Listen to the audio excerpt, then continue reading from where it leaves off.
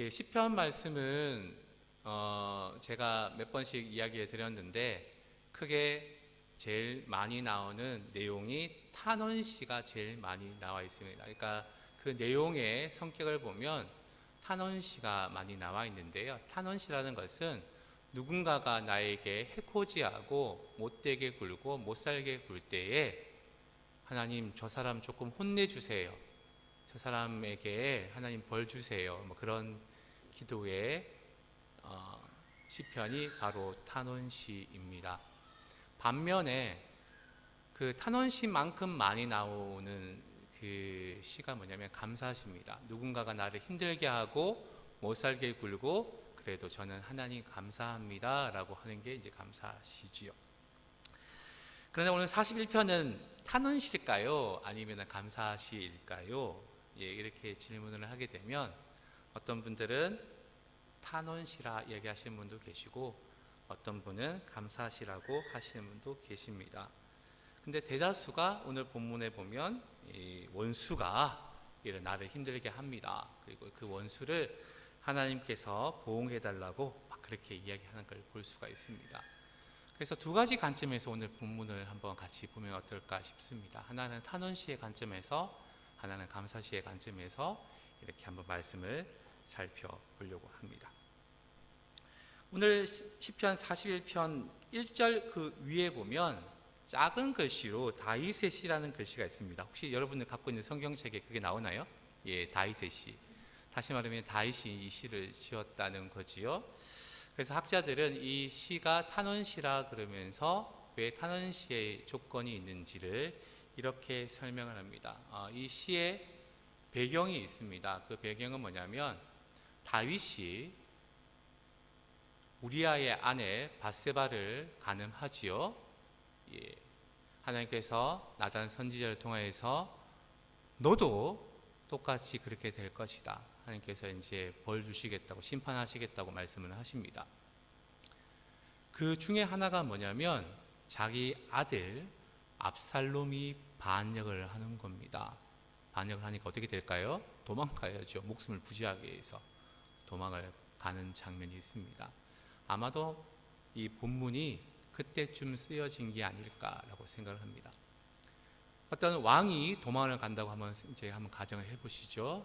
그 왕을 지지하는 쪽이 있고 그 왕에 대해서 반대하는 쪽이 있겠죠. 모든 사람들은 그렇습니다. 누군가가 나하고 되게 가까운 사람이 있고 또 누군가는 나에게 되게 적대적인 마음을 품는 사람이 있지요.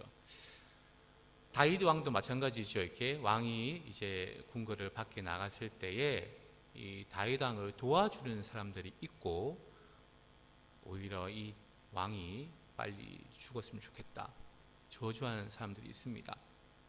그래서 그런 관점에서 그런 배경에서 오늘 시편을 바라보면 1절부터 3절까지는 다윗 왕을 도와줬던 사람, 그 사람에 대한 어찌 보면 축복에 가까운 그런 내용이 나옵니다. 그리고 4절부터 10절까지는 자기를 힘들게 했던 사람, 그 사람에 대해서 약간 저주에 가까운 그런 탄원에 관한 말씀이 나옵니다. 그러니까 도와준 사람과 도와주지 않은 사람, 함께하는 사람과 적대시하는 사람 이렇게 나눠졌다고 그랬죠. 그러면 도와주는 사람 관점에서 이 사람이 다윗이 어떻게 얘기하는지 같이 한번 살펴보시죠.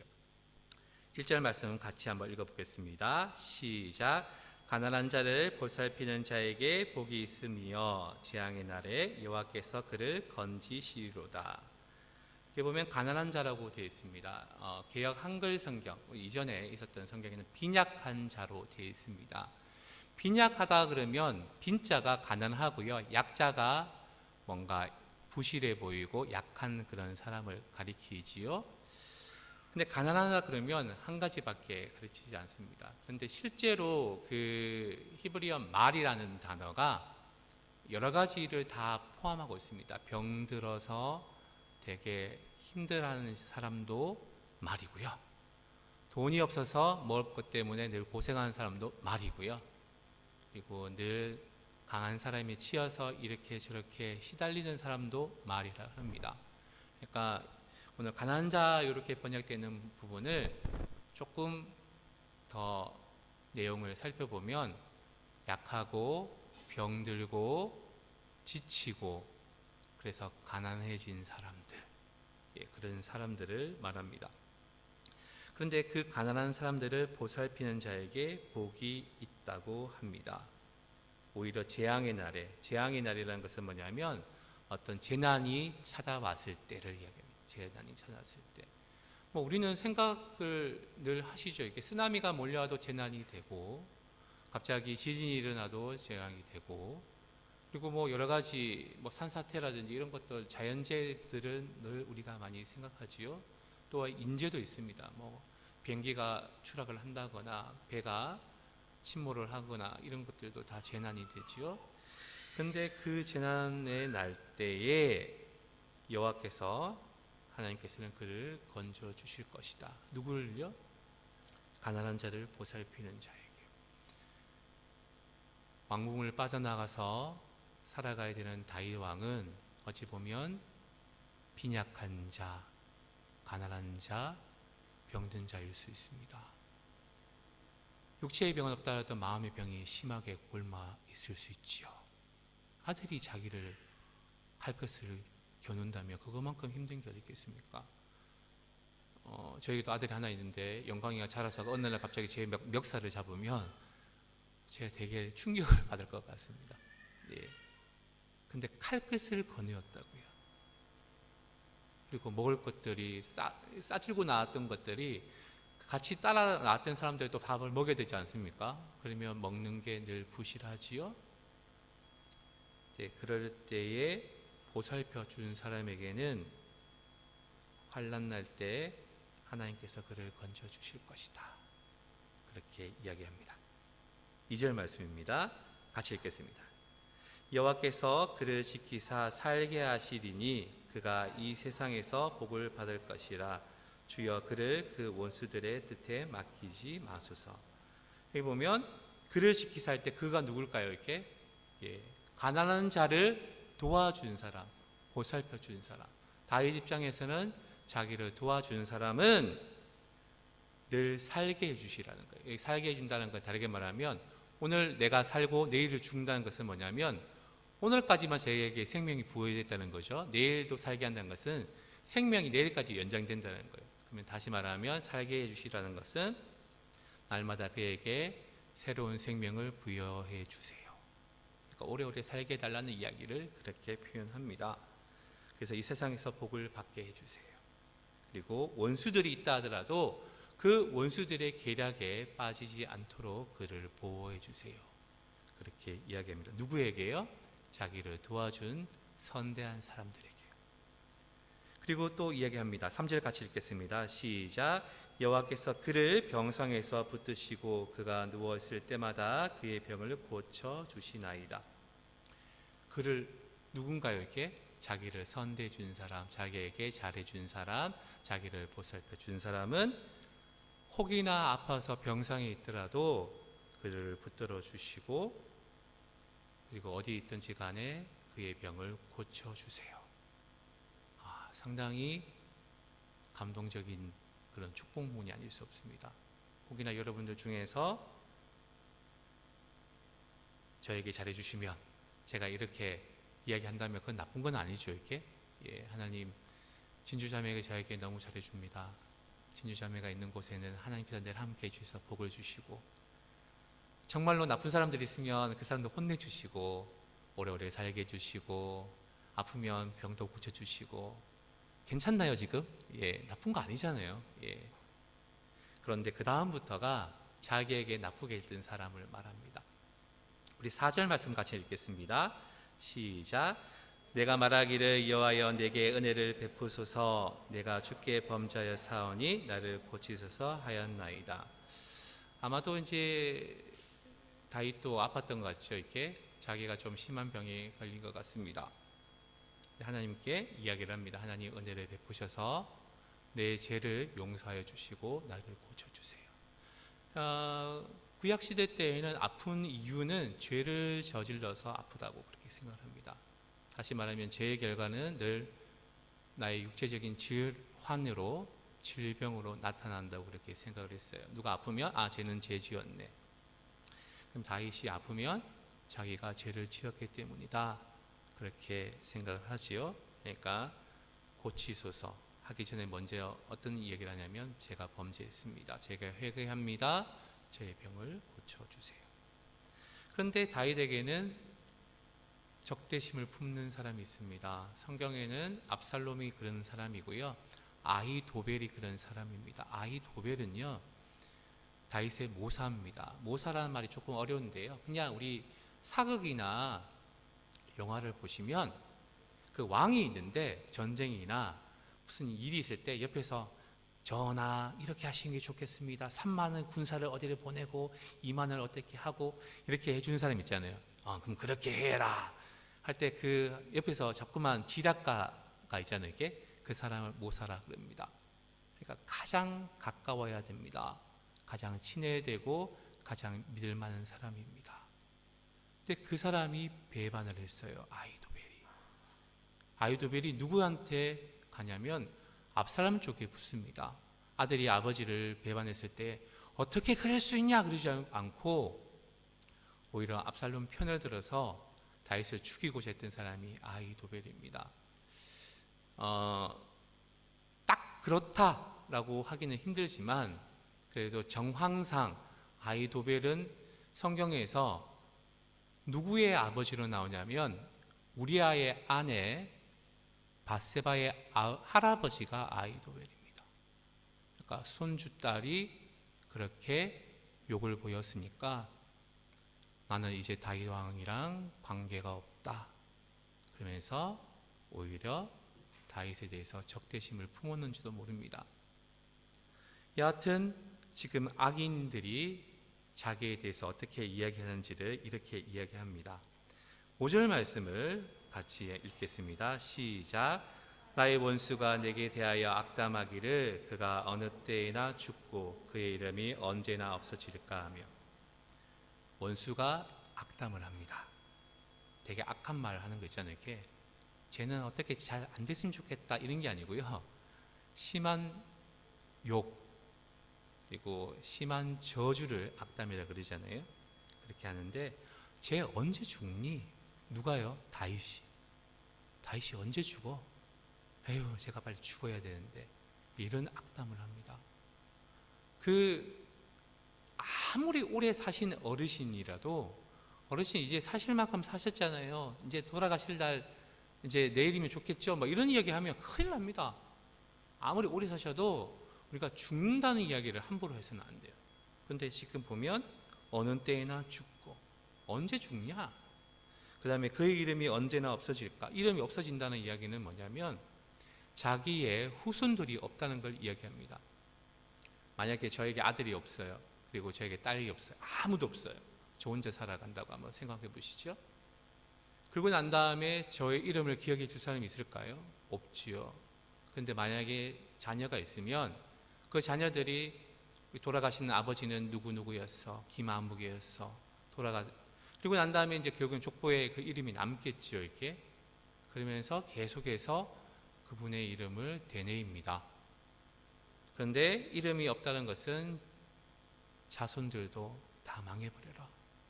그 이야기입니다. 누가요? 다윗의 원수되는 사람들이. 그러니까 다윗이 이렇게 합니다. 나를 보러 와서는 거짓을 말하고 자기 앞에서는 좋은 이야기를 한대요.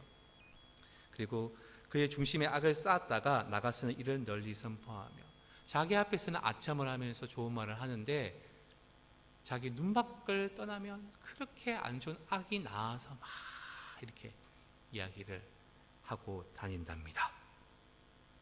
그리고 7절 나를 미워하는 자가 다 하나같이 내게 대하여 수군거리고 나를 해하려고 꾀하며 나를 미워하는 자는 다 똑같대요. 다 하나 같대요. 그렇게 수군거리면서 나를 해치려고 그렇게 합니다. 그리고 이르기를 이제 악한 병이 그에게 들었으니 이제 그가 눕고 다시는 일어나지 못하리라 합니다. 다시 쟤는 회복이 안 될 거야. 감기 걸려서 꿀럭꿀럭해서 이제 누워있는데 아니 너는 이제 죽을 병이야. 뭐 그렇게 이야기를 하고 다닌답니다. 혼내줘야 되죠? 예, 거기에 대해서 이렇게 이야기를 합니다. 내가 신뢰하여 내 떡을 나눠 먹던 나의 가까운 친구도 나를 대적하여 그의 발꿈치를 들었나이다. 내가 신뢰하여 내 떡을 나눠 먹던 나의 가까운 친구라는 것은 늘 식탁의 교제를 함께 했던 사람, 밥 먹을 때에도 굳이 얘를 불러서 같이 밥 먹고, 또 잠깐 밥 먹고 있는 동안 오면 같이 앉아서 같이 밥 먹죠. 그렇게 가까운 사람, 그 사람도 나를 대적했답니다. 그의 발꿈치를 들었다는 것은, 발꿈치를 들으면 우리 까치발이라 그러잖아요. 근데 중동에서는 이 발꿈치에 들어서 발바닥을 보여주는 게 가장 모욕적인 그런 행동을 말합니다. 그러니까 제가 나에게 대적해서 큰 모욕을 심어주고 있습니다. 그래서 10절에 이렇게 합니다. 그러하오나 주 여호와여 내게 은혜를 베푸시고 나를 일으키사 내가 그들에게 보응하게 하소서. 하나님 저에게 은혜를 베풀어 주세요. 그래서 제가 다시금 이 병석에서 일어나서 저 악한 무리들을 다 이 개역 한글 성경에는 보복이라고 되어 있습니다. 다 복할 수 있도록, 복수할 수 있도록 하나님 저에게 힘을 주세요. 예, 그게 탄원시 입장에서 보면 그렇게 해석이 됩니다. 그러니까 1절부터 3절까지는 자기에게 선대했던 사람들은 복받을지어다. 자기에게 악하게 하고 못살게 굴고 험담하고 자기를 비방했던 그 사람들은 저주를 받을지어다. 그 보면 10절 보면 누가 하나 생각이 나는데요. 우리 삼손 생각나지 않습니까? 삼손이 머리 다 잘리고 눈 다 뽑히고 마지막으로 하나님 저에게 한 번만 더 힘을 주셔서 저 사람들 다 죽이게끔 해달라고 그랬던 모습이 떠오릅니다.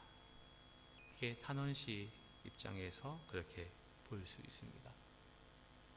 그런데 이 시를 감사시 입장에서도 볼 수 있다고 그랬죠. 이렇게 감사시 입장에서 한번 보겠습니다. 우리 4절부터 같이 또 다시 한번 봅니다. 이 사람이 되게 중한 병에 걸렸나 봐요. 아마도 다윗일 수도 있고 다윗이 아닐 수도 있는데 도저히 가망이 없는 그런 병에 걸렸습니다. 그래서 이 사람이 너무너무 힘이 들어가지고 누워있는데 그 조문국이 오잖아요. 문상을 와서 좀 어떠냐고, 조금 더 좋아지면 좋겠는데, 그렇게 하고 밖으로 나가서는 제가 안 돼, 제가 한 게 있는데 지 한 일 때문에 벌 받을 거야, 그렇게 하고 다닌답니다. 그래서 자기는 도저히 이 상황이 너무 힘들어서 하나님께 의지를 했다는 거지요. 그래서 4절부터 10절까지가 보면 과거형으로 되어 있습니다. 보시면 4절에 보면 범죄하였사오나, 자기가 죄를 저질렀다는 거지요. 그리고 고치소서 하였나이다, 내가 범죄하였고 이렇게 병이 걸렸지만 하나님 저의 병을 고쳐주세요 라고 저는 기도했습니다. 악인들은 나를 해치려고 험담을 하고 대적해서 결국에는 9절에 보면 발꿈치를 들었나이다, 발꿈치까지 들었었습니다. 그래서 10절에 보면 그러하오나 여호와여 내게 은혜를 베푸셔서 원수를 이기지 못하게 하고 그 모든 상황들을 통해서 하나님이 나를 사랑하시는 줄을 내가 알았습니다. 과거형이죠. 그 과거들을 회상하고 난 다음에 다시 1절부터 3절이 현재입니다. 감사시의 입장에서 보면 과거에 누군가가 나를 험담하고 내가 아플 때에 그렇게 저주하고 비방했던 그런 사람들이 있었음에도 불구하고 하나님께서 제게 은혜를 베풀어 주셔서 지금 제가 이렇게 다시금 건강을 되찾았습니다. 그래서 그 1절부터 3절까지 그 현재형으로 보면 이 가난한 자를 보살피는 자는 누구냐면 병들었던 사람입니다. 병들었던 사람. 자기가 병에 들었던 사람입니다. 자기 병이 들었던 사람인데 이 사람이 병에 들지 않았을 때에 누군가가 어렵고 힘들 때에 그를 돌봐 주었던 모양입니다. 너 돈이 없니? 그러면 돈을 줄게. 너 옷이 없니? 옷을 줄게. 너 먹을 것이 없니? 내가 먹을 것을 줄게. 그렇게 보살폈던 그 사람이 결국에는 복을 받아서 이렇게 내가 재앙을 겪고 있는 그때에 오히려 하나님께서 나를 건져 주셨구나. 그래서 이 병든 사람을 하나님께서 지켜 주셔가지고 생명을 이어가게끔 하셨대요. 그래서 이 사람이 복을 받게 되었고 결국에는 병상에서 이 사람을 하나님께서 붙드셔서 이 사람이 다시금 일어서게끔 되었다는 것이요. 그래서 보면 원수들이 나를 저주하더라도 저는 하나님의 은혜로 이렇게 건강을 되찾았습니다. 하나님 감사드립니다. 그렇게 이야기하는 부분이 바로 감사시에서 이 시를 해석하면 그렇습니다. 그런데 여러분들 생각에는 어떠십니까? 탄원시 같으세요? 감사시 같으세요? 근데 저는 오늘 이 시가 감사시 같습니다. 거기에 결정적인 힌트가 바로 10절에 나와 있습니다. 우리 10절 말씀은 같이 한번 다시 10절, 11절 말씀은 같이 한번 읽어보겠습니다. 시작. 그러하오나 주 여호와여 내게 은혜를 베푸시고 나를 일으키사 내가 그들에게 보응하게 하소서. 이로써 내 원수가 나를 이기지 못하오니 주께서 나를 기뻐하신 줄을 내가 알았나이다. 아멘. 그게 보면 보응이라는 것을 예전에 보복이라 그랬잖아요. 제가 어릴 때 즐겨 불렀던 동요인지 그냥 아이들끼리 지어낸 그 노래인지는 잘 모르겠는데요. 혹시 그 찬양은 아니고 그 노래를 아시나요? 이웃집 순이 우리 엄마 보고 할매라고 불렀다. 화가 난다 잠이 안 온다 내일 아침 먹고 따지러 가야겠다. 그거 혹시 모르시나요? 저 혼자 알고 있나요? 예, 그런 게 있습니다. 이웃집 순이 우리 엄마 보고 할매라고 놀렸다. 잠이 안 온다. 내일 아침 먹고 따지러 가야겠다. 그거를 저는 유치원 때부터 그렇게 아이들하고 같이 그렇게 불렀던 것 같습니다. 그러니까 그 당시에는 그랬던 것 같아요. 아이들은 많이 놓지 않습니까? 한 5명 또는 뭐 7명 이렇게 많이 놓으니까 이제 첫째로 저 같은 경우는 첫째로 태어난 저희 어머니는 되게 젊으시죠. 근데 7째로 태어난 그 아이의 어머니가 벌써 연세가 좀 있으시다고요. 근데 이제 그 학교에 학부모 회의로 오면 엄마의 얼굴이 차이가 난다고요. 어떤 분은 한 20대, 30대의 모습이고 어떤 분은 40대, 50대, 심지어는 60대 어르신도 오시는 경우가 있지요. 그러면 20, 30대 엄마를 둔 아이가 60대 엄마를 둔 아이에게 야, 너는 엄마 할머니야? 이제 이렇게 얘기를 할머니 오신 거야? 화가 난다는 거예요. 그래서 내가 다시 해야 되겠다. 그게 어릴 때부터 그렇게 들었습니다. 그런데 이제 보응이라는 말이 히브리어로는 그런 복수가 아닙니다. 낙합이라는 단어가 있어요. 그거는 복수하다는 이야기예요. 누가 나에게 한 대 때리면 나는 한 2-3대 때리고 누가 나에게 이빨 한 부러뜨리면 나는 그게 죽이고 뭐 이런 거 있잖아요. 이렇게. 그 보복이라는 말은 낙합이라는 말입니다. 근데 여기에서 보응이라 쓴 단어는 히브리어로 살만이라는 뜻입니다. 살만이라는 것은 누가 나에게 했을 때에 똑같이 되갚는다는 거예요. 되갚는데 보응이라는 말이 이제 그런 것이죠. 이렇게 나에게 선을 대하는 사람은 내가 선으로 대하고 나에게 악을 대하는 사람은 내가 악으로 대하는 걸 보응이라 그럽니다. 근데 원래 히브리 뜻은 이거보다 더 합니다.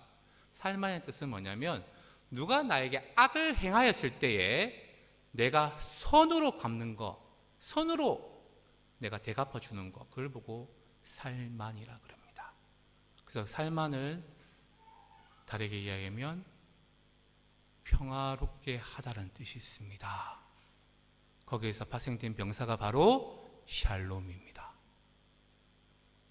누군가가 나에게 해코지 했을 때에 내가 복수하지 아니하고 그에게 내가 선으로 갚을 때에 그것이 바로 평화를 이어나가는 방법입니다.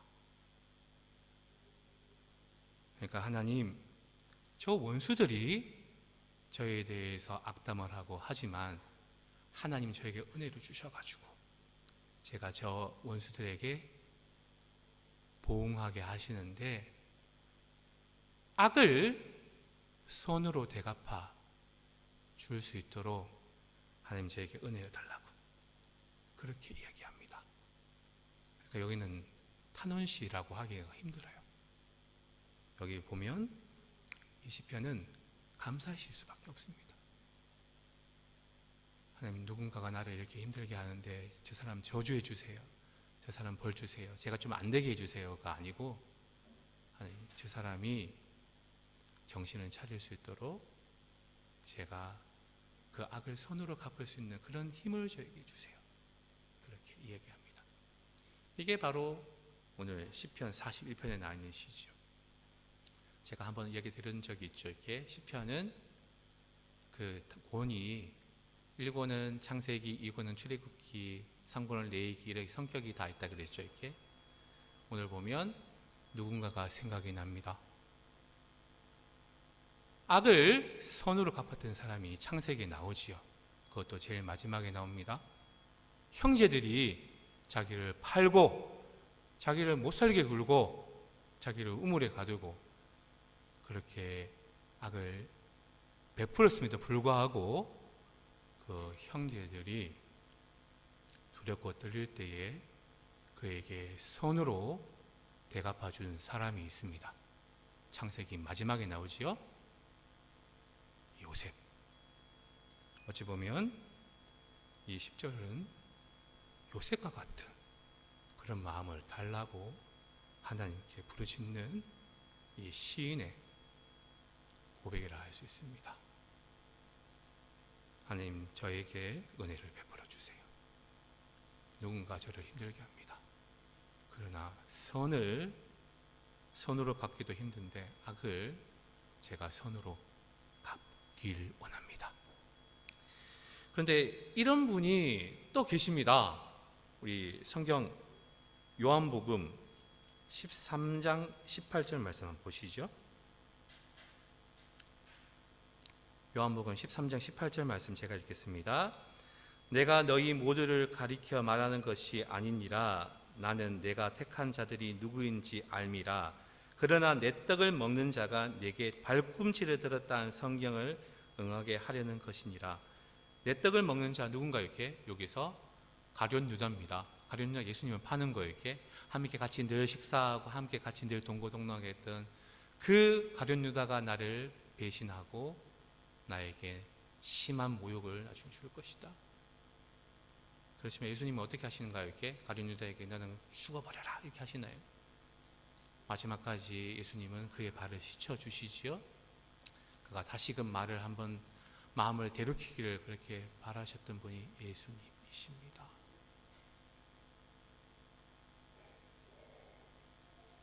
그래서 그 11절에는 이렇게 결론이 납니다. 내 원수가 나를 이기지 못하오니 주께서 나를 기뻐하신 줄을 내가 알았나이다. 내가 죽어버렸으면, 병으로 죽어버렸으면 원수가 이긴 거지요.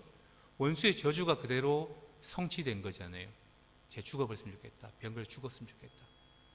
어디 가서 객사해버려라. 이 원수의 저주지요. 이거 실제로 병에 걸렸습니다. 이래 죽어버리면 원수가 이기는 겁니다. 근데 여기서 그 심한 병에서 다시금 일어난다면, 하나님의 은혜로 하나님의 복을 받아서 다시 일어난다면 자기가 이긴 거지요. 원수를 이긴 겁니다. 그래서 원수를 이기지 못하게 하나님 하셨군요. 그래서 저는 주님께서 나를 기뻐하시는 줄, 다르게 말하면 주님께 나를 사랑하시는 줄을 내가 알았습니다. 그래서 12절 말씀 같이 읽겠습니다. 시작. 주께서 나를 온전한 중에 붙드시고 영원히 주 앞에 세우시나이다. 나를 온전한 중에 붙드신다는 것은 나를 온전하게 하시고 오히려 악으로 갚지 않고 선으로 갚으면서 그 선에 의해서 오히려 내가 다시 건강을 되찾을 수 있도록, 그래서 내가 온전하게 하신 것, 그리고 영원히 주님 앞에 내가 설 수 있도록 하나님 하셨습니다.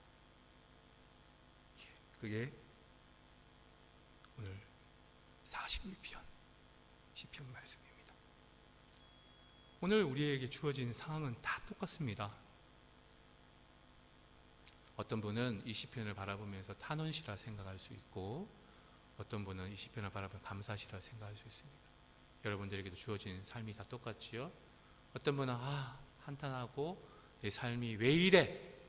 누가 나에게 이렇게 자꾸만 못 살게 굴고 힘들게 할까? 그러면서 자꾸만 안 좋은 이야기들이 내 입 밖으로 나올 때가 있습니다. 그러나 어떤 분은 이 시편처럼 하나님, 저런 사람들이 저를 못 살게 굴고 저주하더라도 내가 저 사람들을 선대해서 오히려 하나님이 살아계심을 보이고 내가 더 잘 돼서 저 사람들의 악행보다 하나님의 살아계심이 저를 통하여서 이렇게 전파되기를 원합니다.